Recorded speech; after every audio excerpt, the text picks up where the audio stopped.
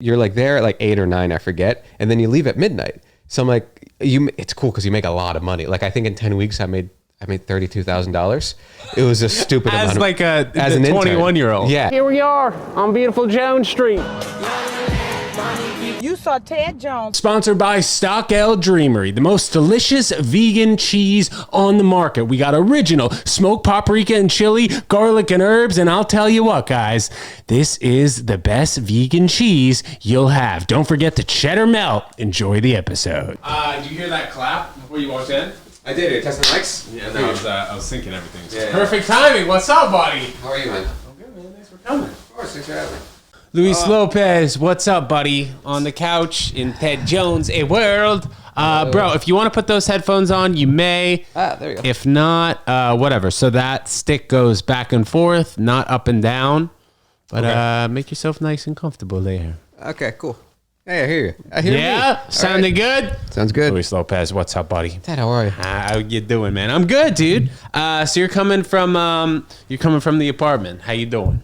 Good, easy day. The ladies at the office, so I just played a bunch of FIFA, made a little content, and dude, now I'm here making more content. You know what? I am.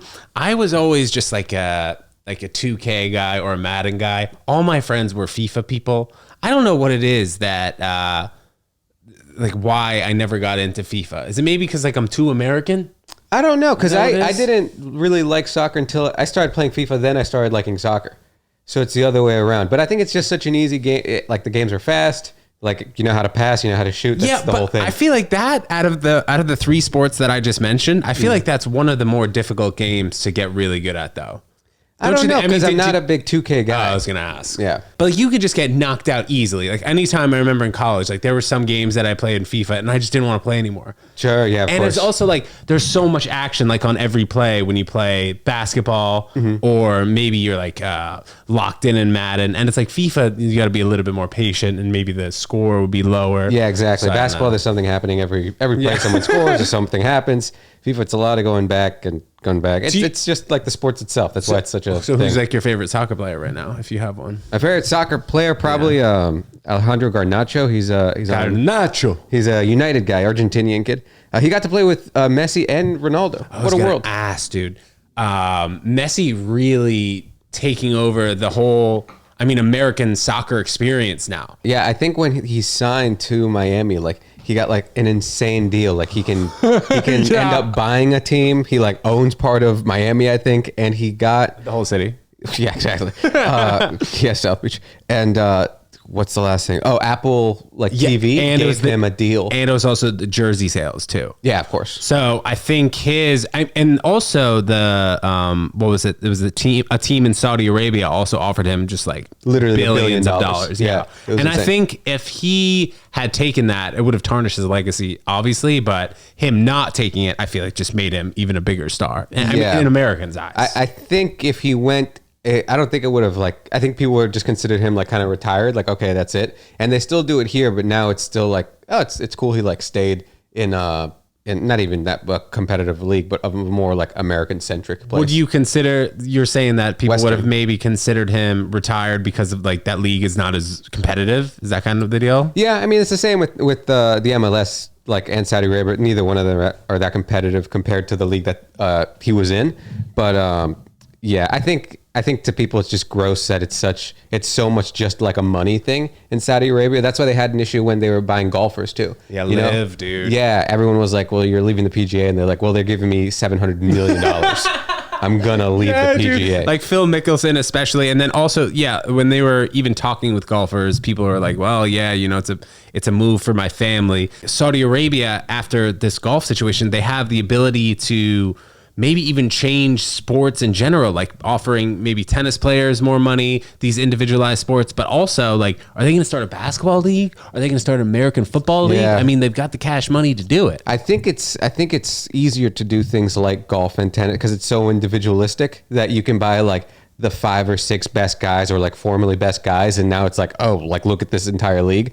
But you'd have to buy like 33 players to make a good like NBA league. It'd be like an insane, and then it would just be so mismatched.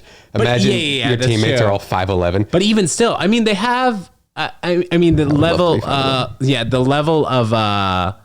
the level of play in like a Europe and Serbia and other countries that are good at basketball is definitely or not comparable to the United States. But maybe they could buy some of those Euro players. Sure, yeah. And it's definitely an option now. And Yeah, I've but noticed they're not buying players to be a good league. They're buying players to be the best show league. up. Right. I've noticed though, within the last 6 months, just jumping back to what we were talking about golf and like live golf, the American TV networks have really drifted away from even covering anything live. Oh, really? Yeah, I've noticed that. Like they'll, or maybe the channels that I'm not watching or whatever. I have YouTube TV, and I'll notice that they'll just show events from like 4 years ago, the PGA level. But like, I do remember initially, maybe like the beginning of the summer, you were seeing a lot more live golf tour events, but now you're not seeing as much. For those of you who don't know what we're talking about, Live Golf is a Saudi Arabia backed and funded golf league that is in competition now with the PGA Tour. And there was a whole argument between if there could be a separation between PGA Tour and Live, and they were initially saying that the Live golf players weren't going to be allowed to play in the PGA. Yeah, if you left the PGA, you couldn't you couldn't do both. Yeah, of you them. couldn't. It was one or the other. Yeah. Right. So now, like a few months in, all these players, you know, you look at a guy like Rory McIlroy, who was never going to go to Live. He was saying that, you know, he turned down hundreds of millions of dollars, and then all of a sudden, 3 months later, now you can't collab. So Yeah, exactly. So he's like, well, I should have just taken the money. Yeah. If I knew I could have come back. Like, Yeah. it's weird that they get the payout and to be able to come back when. Yeah, so I think the you got to loyalty say, like, going back doesn't to what we were at, or I asked you, like, who your favorite soccer player is, or people can compare Messi and Ronaldo. You might have to pick Messi, man. Just coming to I think he's South just- I Beach, think you he's know. Well, he's also generally a better player. Yeah. I think so too. But Ronaldo's people just will got fight the about rock it. hard. Oh, this is good. This is good to bring it up. Your comments will go crazy. Whoa. Yeah, dude. It's just everyone You just- fighting. yeah, dude. You just got the rock hard abs. And he's a good looking guy. He seems fresh. But one thing that I did see, which was weird, dude, Messi walking out with Kanye West and Kim Kardashian's son onto the field, on the pitch. Did you see that? That was very weird. Yeah. I don't know who those kids normally are though. How do Like, you mean? are they, because usually the players all walk out with a child. Yeah. I don't know where those kids come from. Like, are they academy players? Are they like true. C-suite kids? Like, Yeah, who are those kids? We shouldn't know where they're from. They shouldn't be the child of a massive celebrity couple or whatever it is. Sure, yeah, because like, I mean, if you want to meet, you could probably just like set it up with your parents. Be like, hey, I'd like to meet Ronaldo, and they'd be like, all right, figure it out. Yeah, but yeah, that was a weird move by Messi. And then a funny thing is, anytime Messi's playing, if you guys have ever seen him playing, his bodyguard is like 200 feet away at all times, Yeah. just sprinting down the pitch. He's always ready. It's pretty funny. Did you play soccer growing up? And where'd you grow up? We'll start at the beginning, bro. Yeah, no, I never played soccer. I grew up in Oregon. So like a suburb outside of Portland. It was pretty cool, but no, I never played soccer. I tried once and I was really bad and never did it again. And then I played mostly baseball. Baseball for a long time, from like T-ball up to senior year. And then football I started in high school, and then I just for some reason started in high school, did 3 years there. And that was American football or like actually like football? No, American football. Yeah, I never played soccer. Okay. But American football, that was a mistake. When is the last time that you went back to Oregon? Like 2 years ago, something like that. They legalized drugs there? Oh yeah, Is that it's so how does a it mess. look? It looks bad. It's not good, folks. So it's definitely not a good play to do this all over the country, all over the world. Or maybe it would be different if we just did it worldwide. Maybe, I don't know. I think maybe because it's just one place that so many people that are like addicts from the surrounding areas are like, oh, let's just go there if we don't get in trouble. So that might be part of it. I don't know. I'm not a like social economics person. I don't even know if that's the right word. Yeah, I don't know, but it sucks because I've always thought in my head that when I get older, I'd like to like move back.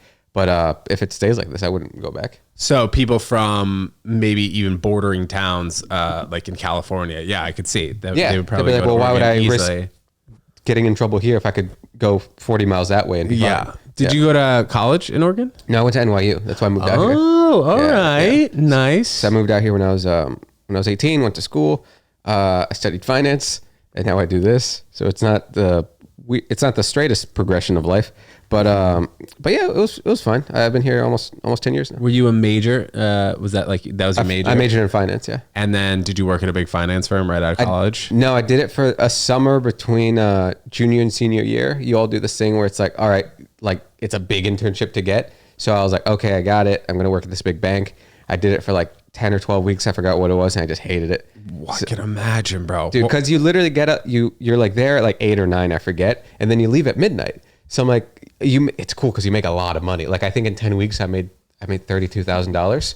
It was a stupid amount. As an 21-year-old. Yeah, dude. So first of all, I paid off like a lot of my debt. So how much is that an hour? I think if you kind of remember it like that. Was it like I think 100? it was like, no. The thing is, I think it was like 30 or like $40 an hour. But you're working 18-hour days. But if you work over 8 hours, it's time and a half. And if you work over 40 hours in a week, that's time and a half. So by like Wednesday afternoon, you're making like $80 an hour. You paid. That's why. So you paid off a lot of loans, but what were the kind of work? What was the kind of work that they were making you do? You don't as do an anything. intern? Well, because basically the like hierarchy in an investment bank is when you're an actual like adult and you graduate, you go you have this job and then you're an analyst. So the like 3 levels of people above you all do like kind of work. And then when they want to go home, they give it to you at like, 6, 7, 8 o'clock. And then you start doing random work. And then when they want to go home, which is usually around like 11 or midnight or like sometimes even 1, I wasn't in that hard of a division. So it was like 11. When they want to go home, they're like, then they give that to the interns. And the work at that level is just so, it's literally, they have you like a printout of a Word doc.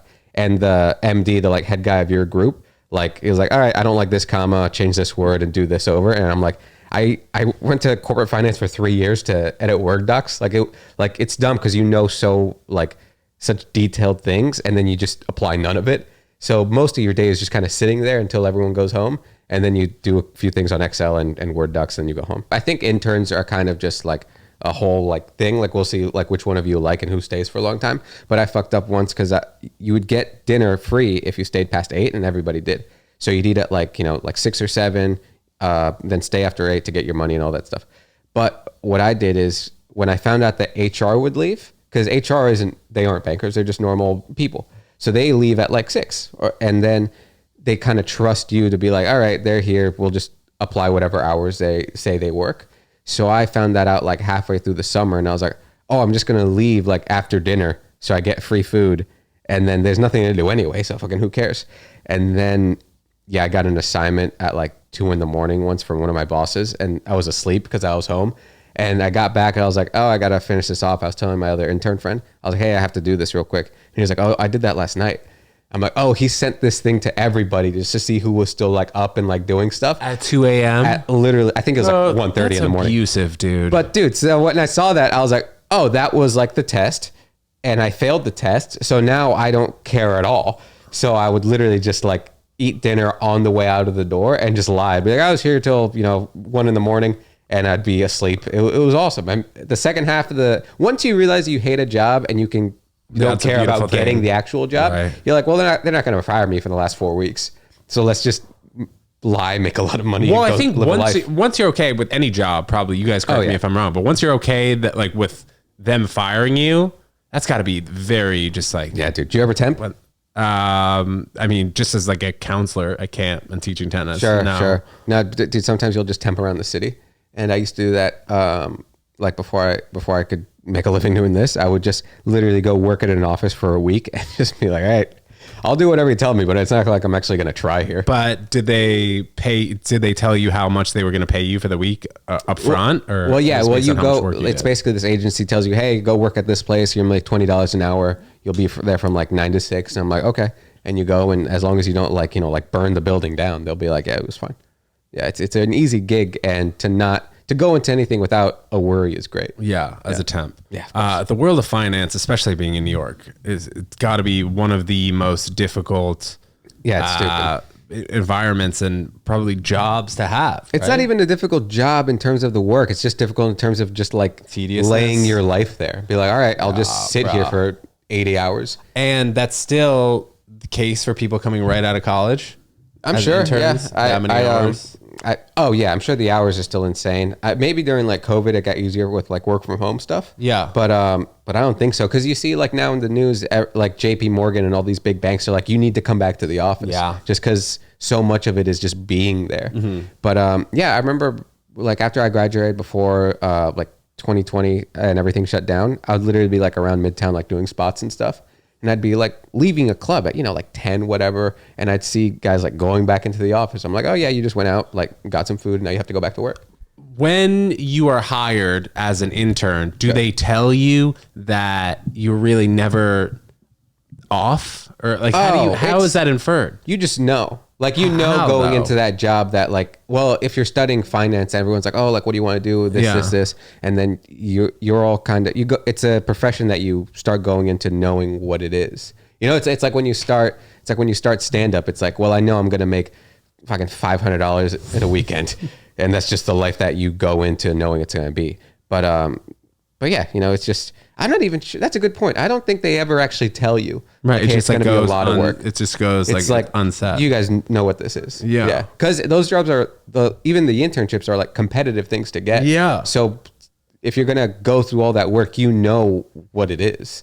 You're not going to. But in a situation where you got tested and somebody send you an assignment at 1 a.m. Yeah, that was stupid. On what planet would you be expected to not finish it when you woke up in the morning at 6 a.m. or whatever? I don't know. Like I said, the dude I talked to was like, oh no, I saw that when I came in. Bro. It's insane. But those, I don't know. I think it's also just. Maybe it's also different now, with your Apple Watch on your wrist and you get like a fat notification. Well, they gave us all Blackberries while we were there too. They're like, everyone gets a Blackberry for the 3 months. I miss the Blackberry. And then, that's how I saw it. I woke up and I was like, what the fuck is this? And I was like, oh, I should do that when I get in.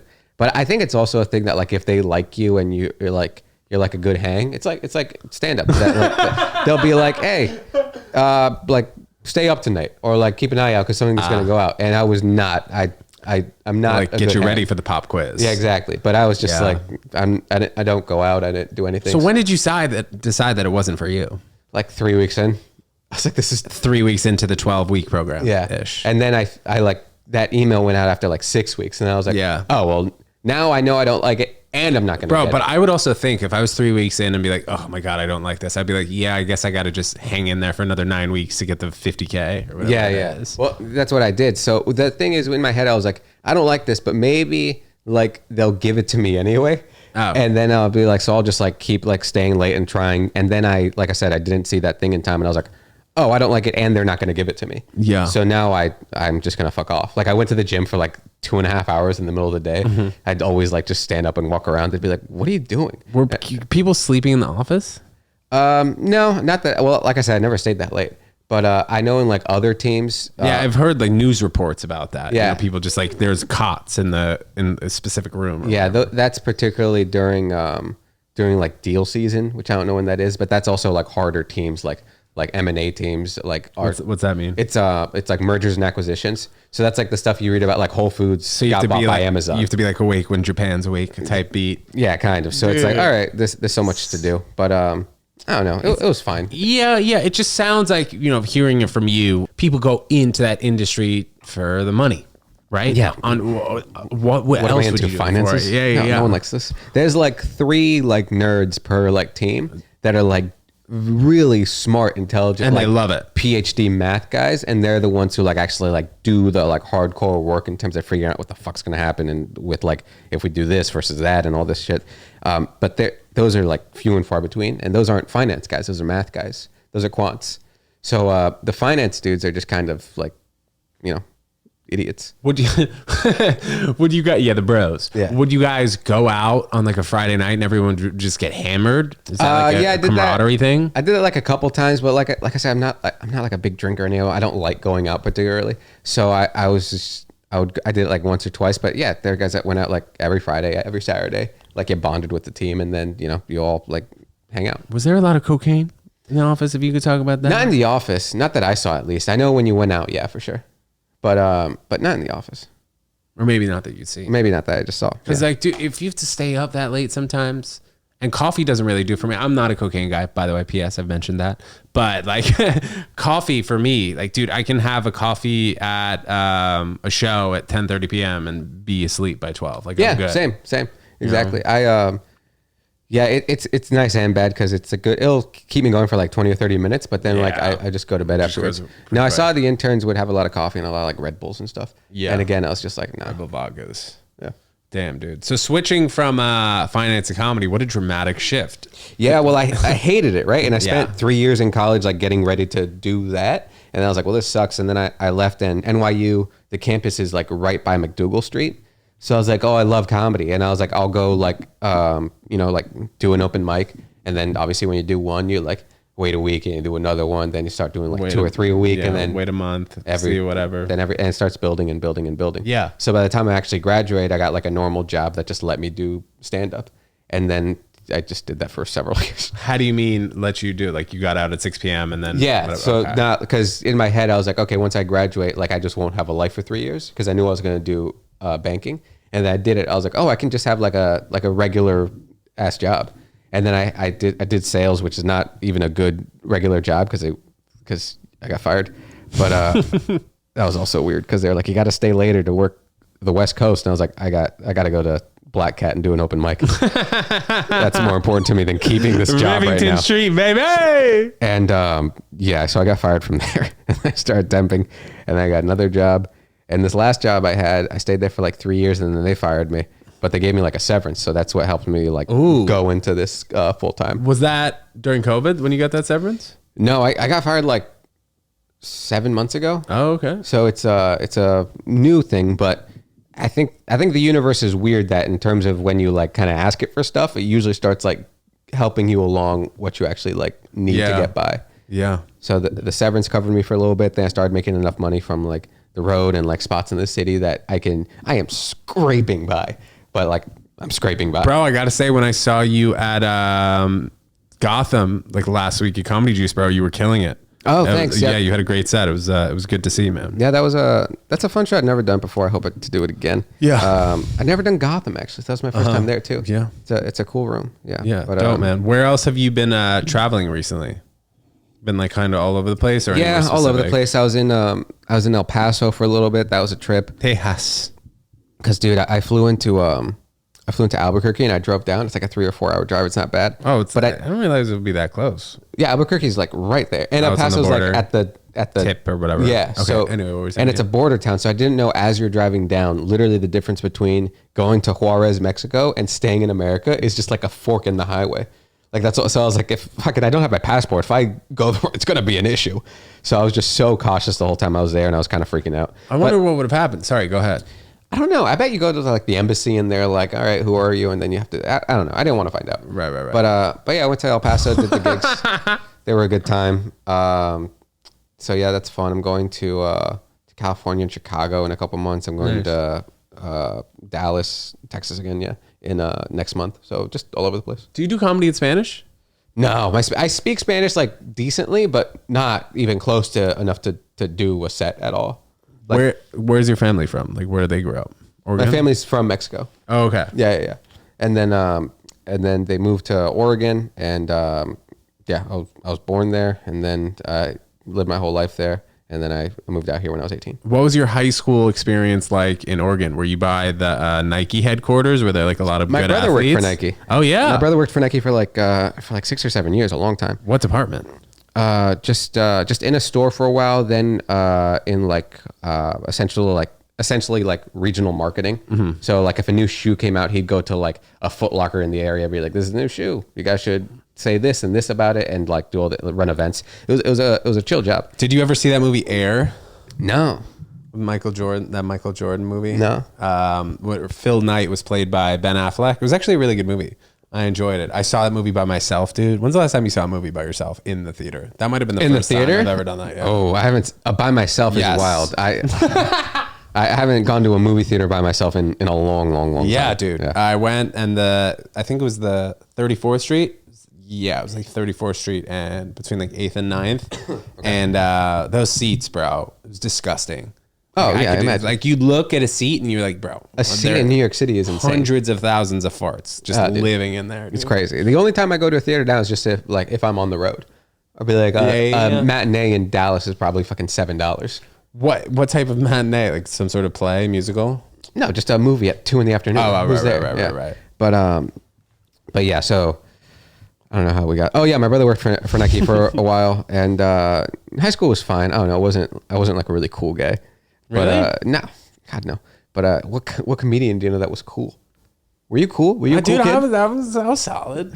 You know what, bro? But I went to a performing arts high school, and I was the only like straight guy for the most part. Really? So I feel like it maybe wasn't that hard for me to be cool. And my friends from like my middle school all thought I was a dork. Okay. For doing that. They're like, Yeah, yeah. what do you model? You going to the performing arts school? The gay kids? I was like, bros, savage. So yeah, maybe not. But I was friends with a lot of girls. That's So great. I'm not friendly with them really much anymore. It's That's tough to great. keep in contact with girls as friends. Yeah. No, it's hard to keep in contact with anybody. With anyone, especially from high school. Yeah. Where are you from? I'm from here. Oh, okay. That would be a little easier. Yeah, I went to lower school, middle school, high school in the city, and then I went to college at UConn in Connecticut. Okay. Yeah. So all in the area. Yeah, bro. That's So good. I've been here my whole life. I don't plan on leaving. I tell you that. Unless the bag brings me somewhere else. You know, somebody offers me mad money, maybe But I'll go. I don't for a like it here that moment. much. Yeah, exactly. I could be convinced. But your high school experience, you go to big high school?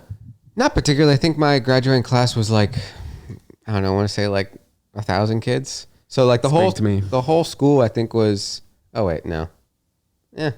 No, my graduating class was like 300 and the whole school was like 1,200. okay. That's what it was. What was the name of the town?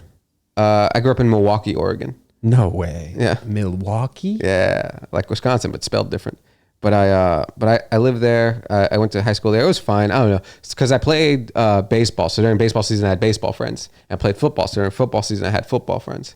And then winter, like I didn't play basketball or wrestle, but like you'd start lifting for baseball. You'd keep going from wrestling or from football. Sorry. So I always had like a little like sports clique that I would kind of hang out with. But I wasn't like cool by any sense of the mean. Did you want to go and play college sports? I thought I could have done baseball for a while, and then there was a kid who I met like my sophomore year, I think, who had been playing varsity baseball since he was like a 7th grader. The kid was like insanely good. He got drafted by the A's. He's like in the minors right now. Trey Slayer, shout out Trey Slayer. What round? I think 6th round, if I remember correctly. Oh, Yeah, that's so fresh. So he for was those good, of you dude. who don't know, which maybe a lot of you don't know, there are so many rounds, right? There's so many rounds for Baseball lets you, because there's like fucking 4 levels to it. Yeah. So there's a lot of It's open like spots. Summer League, A's, Double A, Triple A. And There's a then- lot to do. But yeah, I remember I was like, I think I'm pretty good. Maybe I'll play like in like a small college. Maybe I'll do like something like that.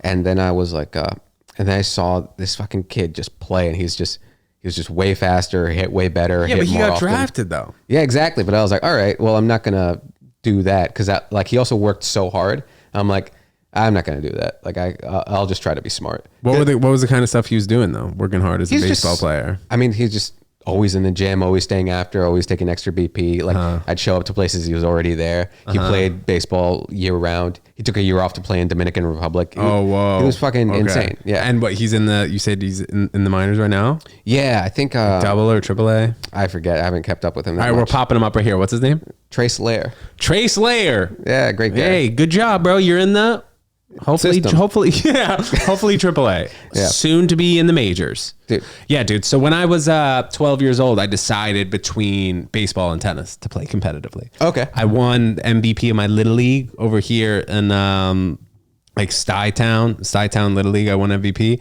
and that day that I won MVP, I went to tennis camp, and I just decided that I wanted to pursue tennis. And it's such a different sport, obviously, but it's just such a different mindset that I had at that time. I was so pissed. Like if I was pitching and there was a pop fly to the outfield, I almost knew every time that it was going to be dropped, or there was going to be. Was your team bad? Yeah, I mean, dude, some of the players on the team, that were like Sure. on the field were not good. Sure. And maybe that was like the environment of being in New York City, but I just didn't want to deal with other people making mistakes, and it was my fault too. So Yeah, it's of like course. tennis, I'd rather just miss a serve. Yeah. It was my fault. Tennis, anything that goes wrong is your fault. Yeah. Like And there's it's like comedy you too, can right? control it. Yeah, to an extent. But Yes. baseball is so much. Baseball's like improv. Like you need a team.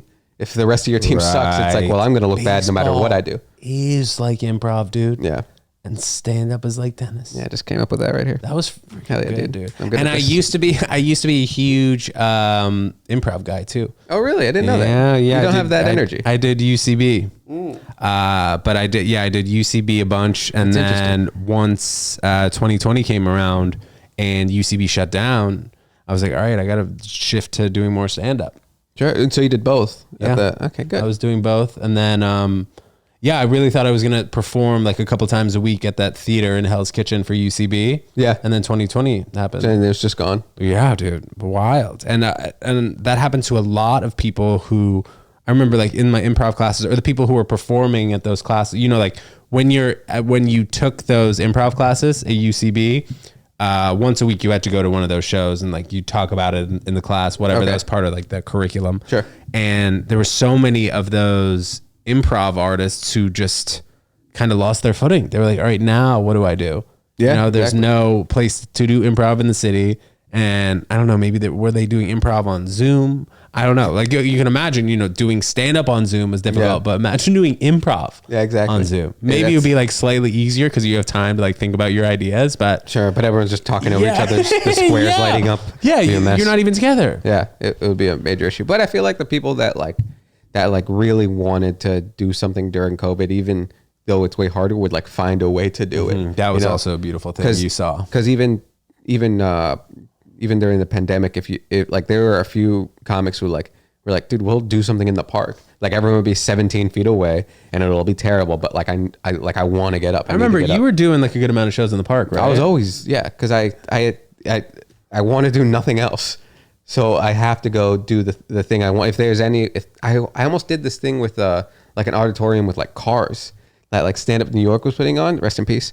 And they're like, hey, do you want to do this? Like it's gonna be bad. Dude told me it's gonna be bad. Well, where were they doing it though? I forget, like an outdoor auditorium. No, maybe I think it was in Coney Island. So it was literally just like you'll go, everyone will be in their cars, like they'll like honk or like flash their lights if they like you. They were doing that a lot in California. And I was like, I'll do it. And then it got canceled. So I was like, well, I didn't get to experience Why did it get that. canceled? Probably just no tickets. Not enough people. Yeah. But no, the park stuff, all that stuff, like the rooftop stuff, I would for sure do that. I did it all the time. You think it was beneficial to your career? I don't like think it was. wise? I think in the sense that it helped me not get that bad. Because if I didn't do stand up until you were allowed to do stand up, you would regress so much. It was like fucking 9 months. So I was like, I can't do that. Like I have to try to do something. So even the first time when I got up, I think we didn't do anything for like 6 weeks or 2 months or something. So when I got up again in front of people, because I was doing Zooms, but in front of people, I was like nervous. Oh, really? Yeah, like my hands were sweating. I was like, fuck, this is not, it's just a bunch of my idiot friends. And I was still like, fuck, dude, I haven't done this in a minute. And then you get up and you freak out and you fucking have a mediocre open mic set and you're like, oh, it's not that bad. Dude, I do feel like that with stand up. Like if I'm not doing it at least 4 times a week, like you can kind of, I don't want to say notice regression, but you're like, maybe you weren't as sharp as the week before. 100%. Yeah. So you got to do it basically every single day. Yeah. Which when you could talk about like improv, you know, I was doing that, dude, maybe 3 times a week. Really? Usually once or twice. Wow, well, that's so hard because you need a team. You need your whole together. squad. You need 5 everybody. other people. Yeah, that's and insane. then like touring and getting paid by improv, like, bruh, the only people who get paid improv wise is like the people in SNL. You know? Of course. It's like the only way to really make it. I saw that they're opening up a new theater, Second City, which is like another improv theater in Brooklyn. But wow. But yeah, I'm just like I don't want to really pursue improv unless it comes with sketches and more of like a stand-up type realm. Yeah, of course. Do you act? Are you an actor? Yeah. Ah, cool. Yeah, I can't do that either. Do a little bit of everything, you know. Because that's what we got to do these days, you know. Yeah, you got to do wild. everything. It's a mess. Yeah, it's like you're doing stand up, and then if you're not doing stand up, you got to do the sketches. You're not doing the sketches, you got to do the pod. You got to do something. You got to do a little bit of everything. Very different. Yeah, it's I don't know. I think it's harder in some ways, easier than others. But what are you gonna do? It's not like you can. Yeah, like a lot easier to be seen by people that you wouldn't have been seen by unless you were doing a special on TV or touring, something like that. Yeah. That's the beautiful part of it. But then again, everyone has that opportunity. You know? But just because it's out there doesn't mean everyone takes it or takes advantage of the things you could be doing. You know, but I don't know. It is what it is. I like it. It's a good job. Yeah, of course. So you've had quite a few life milestones recently. You got married, right? Or you are getting engaged? married in June. Let's go, dog. I know, it's Where very at? exciting. You have a location. New York City. We're doing it here. Okay. Doing it in town. There's a place by St. Patrick's Cathedral on 50th Street. Okay. They were doing it over there, so I'm excited to do that. Small wedding. It's like 20 people. Okay. I wasn't going to be upset if I wasn't invited, but I was going to ask if I'm invited. Maybe I'll stop by. I'll vlog. Ask. Yeah, do it. People always ask if they're invited. No, people always ask are you how's it going? Like, are you nervous about the planning? And I'm like, no, it's a small wedding. Yeah, dude. And that's the way to do it. Yeah, of course. I mean, we're also both losers. Like my fiance and I know four people. Is she planning everything? Most, yeah. So why I said most. Yeah, Yeah. yeah, all of it. Right. Yeah, that's something that I would definitely want from my lady in the future. I would not want to plan it. Yeah, no, the only thing I did is stressful. pick out the tux Your for me and tux? my groomsmen. How many groomsmen do you have? 3. Yeah, it's my brother. It's my brother, her her brother, and your dad. and yeah, like my best friend. Nice. How long had you guys been dating? 7 years. And you met her? I met her in college. Yeah. And she was cool for you transferring from finance to comedy? Yeah. Well, yeah, I guess. Yeah. Well, I mean, dude, we're she's marrying you, yeah. So obviously, but yeah, no, I remember when I was doing the finance thing, she'd come visit. Like she came a few times during the 3 months, and it was just. What do you mean come visit? Like she'd come down for like a weekend. Like where was she from? She's in New York. My thing was in Charlotte. Oh, I didn't know this. Yeah, sorry. Okay. So my internship was in Charlotte, and then she would come down and fly down and see me like I said, like once a month or something. So we'd like hang out, and then I'd be like, all right, well, I gotta get to work. Like when she was leaving, she was like, this looks terrible. I'm like, yeah, it's not fun. So Yeah, I think but dude, the money was coming in. the money was coming in, but it's not like I was spending it. It was just sitting there. So I think when I told her I was like, I don't want to do this anymore, she was like, sure, I don't care. She's fine. It seemed like she appreciated the time with you more than the Yeah, money that was and I coming think in. it also helps that like that I don't know, like you can tell when someone's like putting like effort into something. So when I told her, I was like, I think I want to do stand up. She's like, yeah, you've been going out every night, like all night for like years. Why would you not like try to do it? And I'm like, I think that helps too, because if you tell somebody like, oh, I think I'm gonna like be a writer, and then they're like, well, I've never seen you pick up a pen, that, and then they'll be like, what the fuck's going on? But she's very nice. I think she like believes in me, which is Very supportive. Yeah, more than I could say about myself. But no, she's really cool. You know what really surprised me is she's from the South. She's from Tennessee, and her parents are also obviously Southern. Her dad grew up in Alabama, then moved to I think like Knoxville, and then moved to an even more rural part of Tennessee. So like the most Southern dude you could ever meet. She's in a your life. Southern belle. Yeah, and her dad particularly is just like so like that's just so ingrained into him, is that like type of culture and everything. So it surprised me when because I called to ask for their permission to propose, and he goes yeah, Luis, we like you. We think you're a very nice man. You're a fine gentleman. And you have dreams, and that's important. Right. I'm like, wow, I was not expecting that.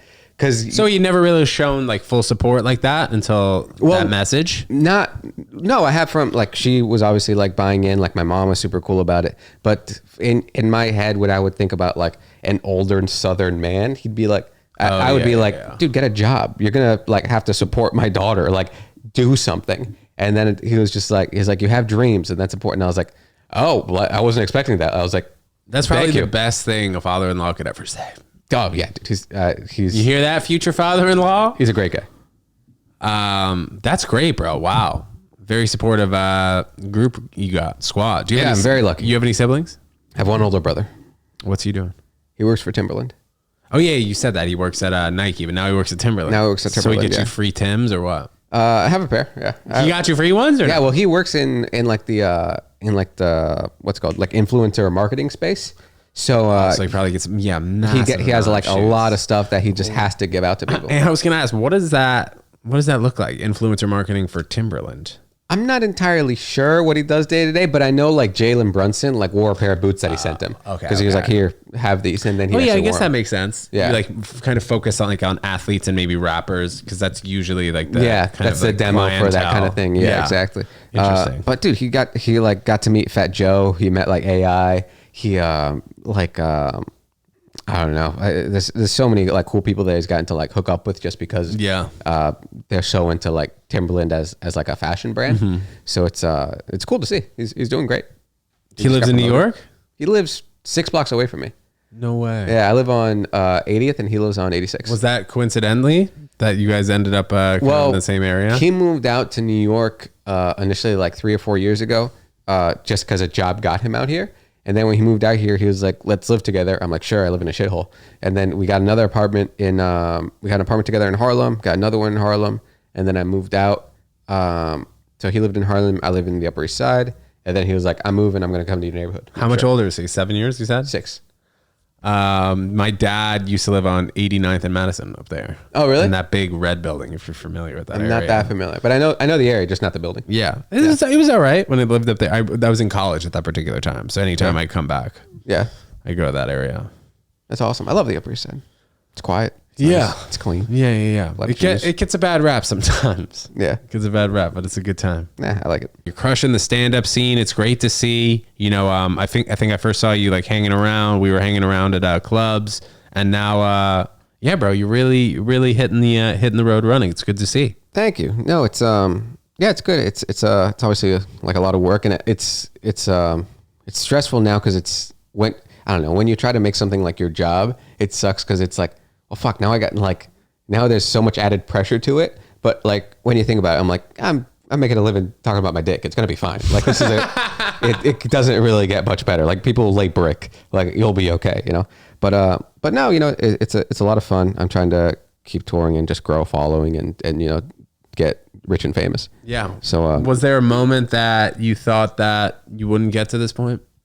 Yeah, all the time. The first 6 years, because you're so bad at the beginning, dude. You're just so like, and the weird thing is you never think you're that bad. You're always like, I think I'm doing okay. And, like, why am I not getting booked? And then you look at a tape from like 6 months or a year ago. You're like, I should have killed myself. Like this, how dare I make people listen to this? And I'm sure in, you know, like another year or 2 years, I'll look back at my stand up now and be like, this sucks. But until then, I think right now, I'm pretty good at this. Do you have any plans to do half hour or an hour taped? Not anytime soon. I want to still build the hour on the road and just make sure it's like tighter and stronger and more consistent throughout the entire time. But so no, probably not anytime soon. But I don't know if I have an opportunity come, like if I get like a don't tell out of nowhere, I'll be like, I'll film that. I'll do 10 minutes. It doesn't matter. So like small things like that, I'll put that out, like a JFL, a Netflix introducing, I'll do it, no problem. But no, I'm not gonna like self-produce a long set for a while, I would say. Yeah, but until then, I post stuff on Instagram, social media, all that stuff. So it should be fine. And certain things that you're looking forward to life-wise, this wedding coming up, the wedding's exciting. Honeymoon's gonna be exciting. We're going to Croatia. Croatia. Yeah. Wait, we going to far or what? Split. All right. Split. The Blue Lagoon, all that stuff. So that should be a lot of fun. No, you know, in terms of next things, I got passed at the Stand a few months ago, and they're starting to work me more. So I'm excited to do that. It's a cool club that I'm happy to get into, and yeah, just trying to do more headlining stuff. It's weird because you're kind of in that phase right now where you're just kind of like grinding it out with no like real end goal in sight.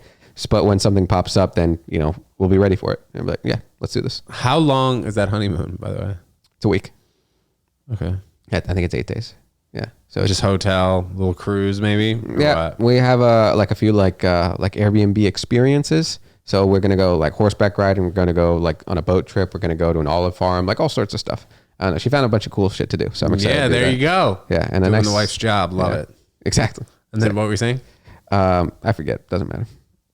Lewis, we've really covered so many topics here, guys. Thanks so much for tuning in. Before we get out of here, Luis Lopez comedy, or what's your Instagram? Pop it up right here. Instagram's just Luis Lopez comedy. There I am. And yeah, follow me there. I post stuff every single day. It's far too much. This will be up bro, what's today? Today is February 29th. Leap day. What day? Oh my gosh. It's the leap day. To everybody who didn't have a birthday tomorrow, or you're a quarter as old as you would be. Yes. Happy birthday. But this will be out Monday. So do you have anything coming up early March that we can find you at, or is it on your Instagram or what?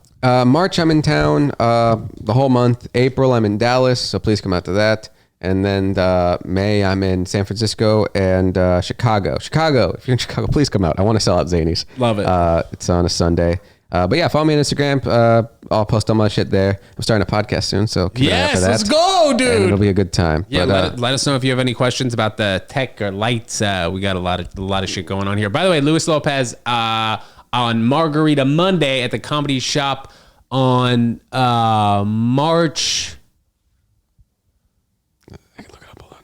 Stall. Let's look it up. Stall. We'll see if this part makes it. Not a great way to do it, but I'll take it. I think it was the 25th. March 25th. March 25th. Catch them, guys. 8 p.m. You guys can It's also Holly. book your reservation. What's Holly? Oh no, it's one of those holidays. It's just in your map. Oh, it is? I think it's an Indian thing. Hey, love it. Hey, come to a comedy shop. Reserve your spot. Comedy shop, NYC@gmail.com. Lewis, thanks so much for coming on the pod. Guys, Thanks we'll for see you having me. next time. Bye, everyone. Peace.